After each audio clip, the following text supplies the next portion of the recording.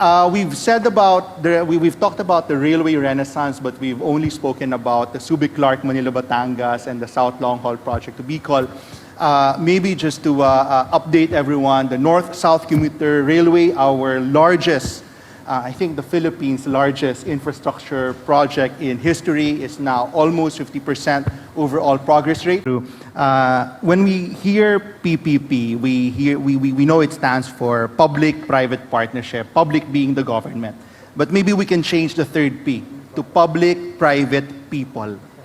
Because it really will not work if we just depend on public, the government, private, the private sector. Our people also have to contribute in delivering all of these infrastructure assets and services that we need. So just to reinforce the message that our two secretaries are sharing, that this is a shared responsibility, a shared commitment that we need in order to make all of these happen. And maybe just to close, the DOTR has 4 sectors, and I guess we've spoken a lot about our aviation sector with the NAIA PPP project. Maybe just to close there, we like saying that PPP is the first. We've talked about the railway renaissance, but we've only spoken about the subic Manila, Batangas, and the South Long Haul project to Bicol. Maybe just to update everyone, the North-South Commuter Railway, our largest, I think the Philippines' largest infrastructure project in history, is now almost 50% overall progress rate. Our first subway, the Metro Manila Subway project, has a more than 40% overall progress rate. The MRT-7 project is more than 70% completed with the target operations in the first quarter of 2026. LRT-1, Cavite Extension, the first 5 stations will be operational by the end of the year, and a lot of other railway projects coming in. And not just a lot of projects, but a 30-year railway master plan also being developed together with our development partners from JICA, who I saw in the room today, and together with the Asian Development Bank. So not only are we delivering projects in the next few years, but we're also preparing a big pipeline of railway projects for at least 3 decades and 6 administrations to come. But of course, we've also mentioned our road sector, the public transport modernization and the public utility vehicle modernization program is going to be our largest project in terms of people that will benefit from it. Because at the end of the day, our railways, our ports, our airports will not bring people to the last mile. You have to move on to a road-based transport, whether it's a modern jeepney, a bus, a 3-wheel, a 2-wheel mode of transport, and it's our road transport, it's our road-based transportation services that's going to do that. And of course, for our maritime sector, we've completed more than 70 projects in the last 2 years. But the Batangas Passenger Terminal building is now the largest in the country, with room for 8,000 passengers at any one time. It looks like an airport. If you haven't been there, the passenger experience for the Batangas port feels like an airport, but that also is just the beginning. We're working on the new Cebu International Container Port in Cebu, and a very innovative project, the Manila Bay, Pasig River, Marikina River, Laguna Lake Ferry System Project, which is being done also as a PPP, but also supported by the Asian Development Bank. Roughly 40 all-electric ferry fleet is what we're trying to put in place for this very innovative project.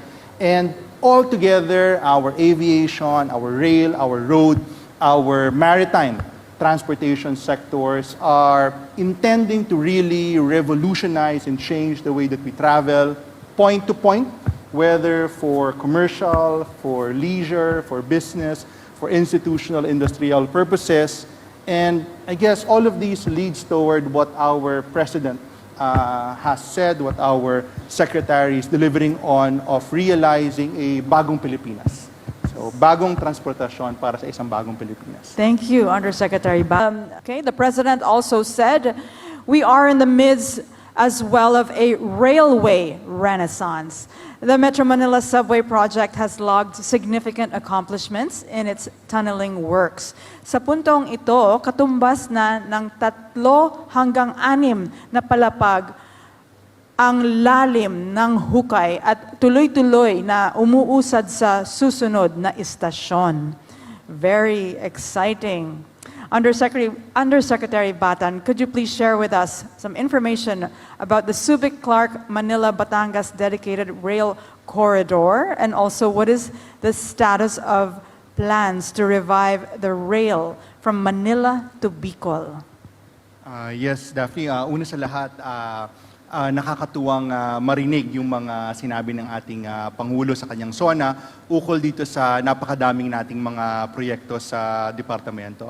Sabi nga, ito ay isang moral booster para doon sa ating mga kasamahan na nasa frontline na pariniguraduhin na matapos ang lahat ng mga proyektong ito on time. Dito sa dalawang proyektong nabanggit, una sa lahat itong Subic Clark Manila Batangas Railway. Kung maaalala natin ay meron tayong earlier iteration nitong proyektong ito, ang ating Subic Clark Railway Project, na sa kasamaang palad ay hindi natin nakuha ang financing na ating dating inaasahan. At kung kaya't nung ating pinag-aralan ulit ito, ay inisip na gawing Subic Clark Manila Batangas, at nang sa ganon ang ating tinatayong logistics corridor ay hindi lang maidugtong ang ating pantalan sa Subic at ang ating airport sa Clark, at nang sa ganon ay umabot tayo pati sa Port of Manila at sa Port of Batangas. Itong proyektong ito, ang Subic Clark Manila Batangas Rail, ay ang flagship project ng tinatawag na Partnership for Global Infrastructure.